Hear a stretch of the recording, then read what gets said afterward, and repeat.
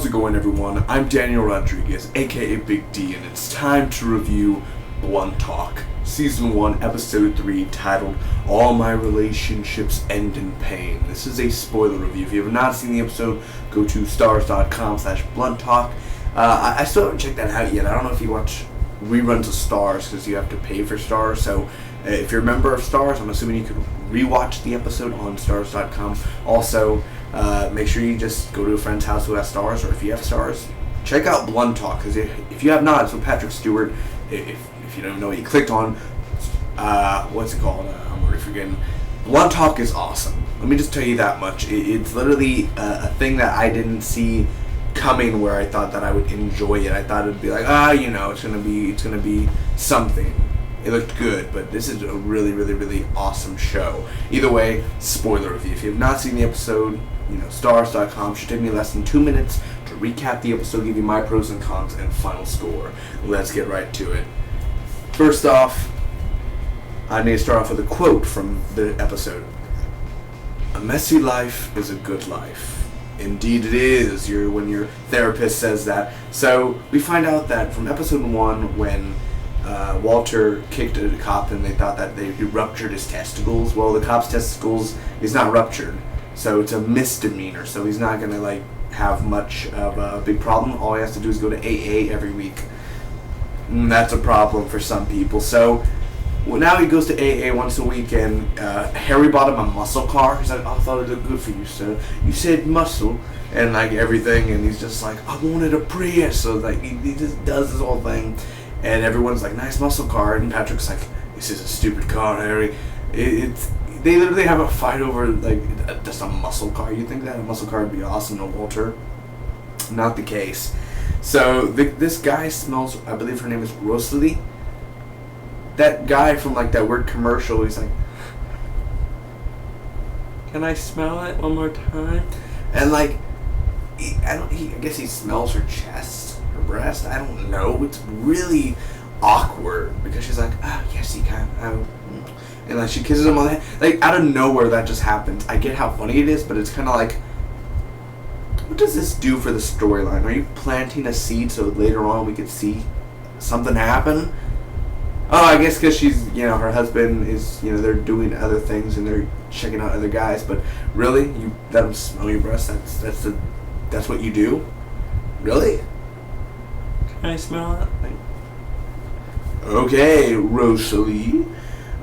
So yeah. Anyway, the AA, he's there at AA, or in the coffee area and everything, and he meets this guy named Derek. We never get to see Derek again, sadly. Harry goes to the gambling one, and he's so just I lose it all the time, man, and I'm crazy at it. I love it, and everyone is just listening to him and everything, and it's just the room belongs to Harry, and he's just telling a story, and it's just he's so into it, So next up, he's in the Walter goes to the sex and love addicts meeting. He doesn't even go to the alcohol, problems. He goes to the sex addict problem, and he's talking about temptation and yield to it, and talking. He's just doing a whole speech, and this girl is like, very spicy, and they go on. They end up, hooking up, I shall say. So Walter's assistant, one of the assistants, are going on a date with this magician, and I love it how every time she walks into Walter in the therapy, and we're in a session. "Oh, sorry, Walter, you need to be in makeup in 15 minutes. Go away." Oh, anyway, she just moves on. She just never stops talking. She moves on to something else, and it literally is funny because it always happens all the time. That's just how her character rolls. She's in bed with this magician, and he's like, "What do you got here?" It's a condom. It's oh my gosh, that is awesome. You just go to what is this? A condom. Nice one. So that happens. Anyway, we're all in the gutter. Some of us look at the stars. That was a real nice quote. It's a very quotable episode, man. So that ends up happening, and the girl's husband comes back. She finds her having sex with, or not, they haven't intercourse or anything yet, but they're starting to. They're kissing and everything. They're taking off their clothes, and he comes in, and basically he runs. Harry's on a boat because, why not? And he ends up falling down onto the boat and everything, and they end up singing a shanty, which was really actually a really well put song, for a shanty.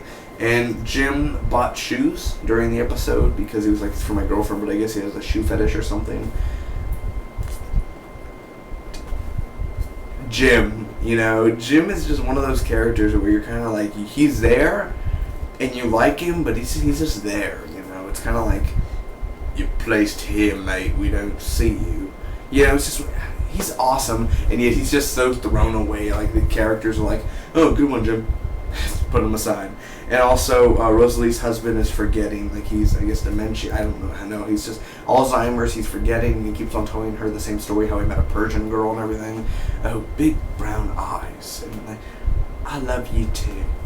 What did I think about this episode overall, guys? Let me give you my pros and cons. First off, the pros.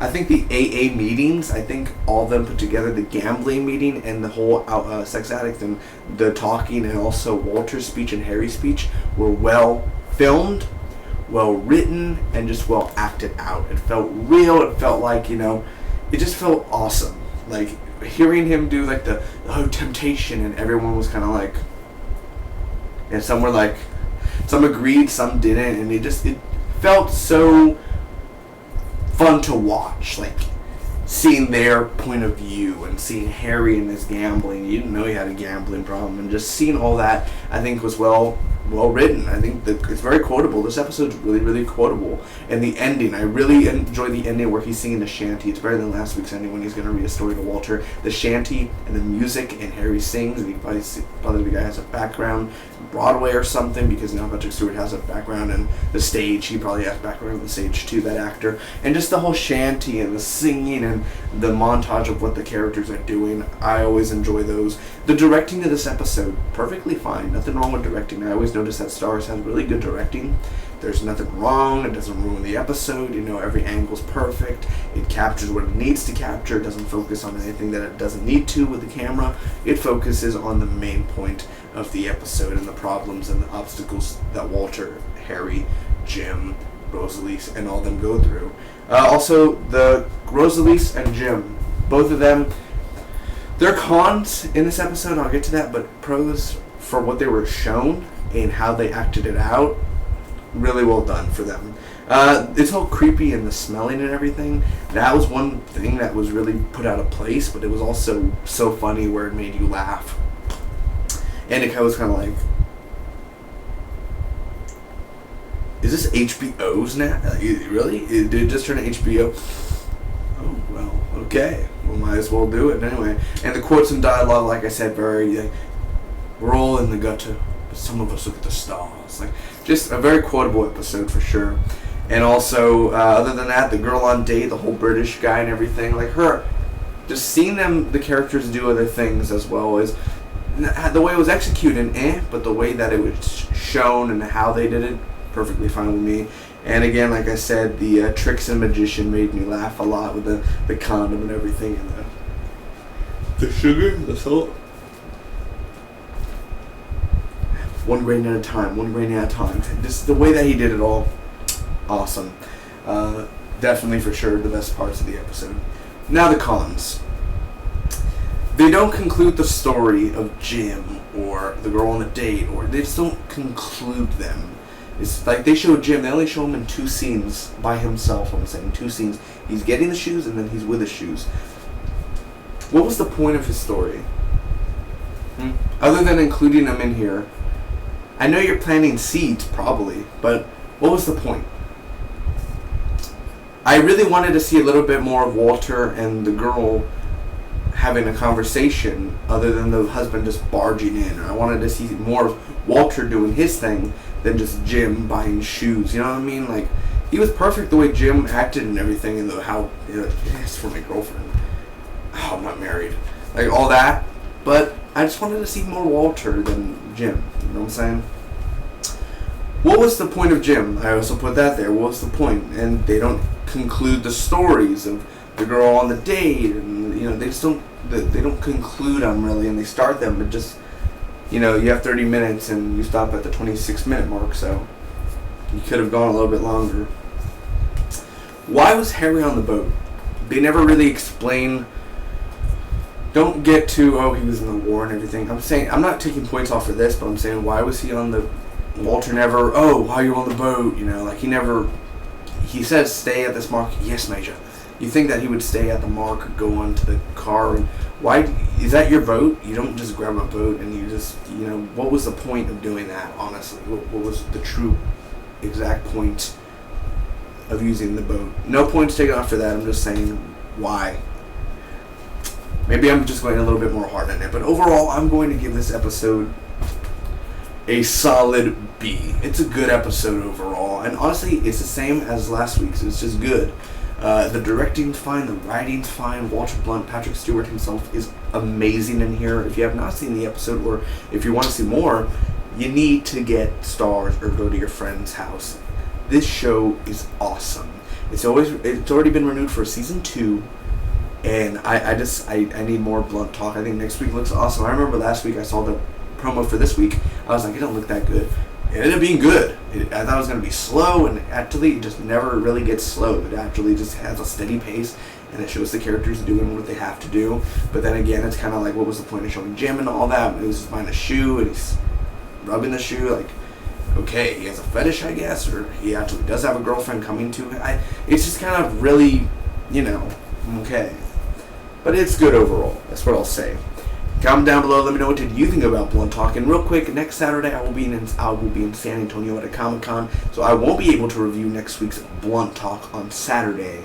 But on Monday, August 14th, I will be reviewing Blunt Talk. So stay tuned to August 14th. Hopefully you enjoyed this episode, guys, and enjoyed my review. If you did, please make sure to hit that subscribe button, guys, so you can get more of my Blunt Talk reviews. And I'll put a link down below to my fall 2015 TV review schedule for all the shows I'm reviewing. I'm reviewing over 25 shows over the next 4 months, so I hope you enjoy. And as well, I enjoy doing this for you guys. And enjoy Blunt Talk, guys. Enjoy your Labor Day weekend. Be safe. I'll see you all for the next one.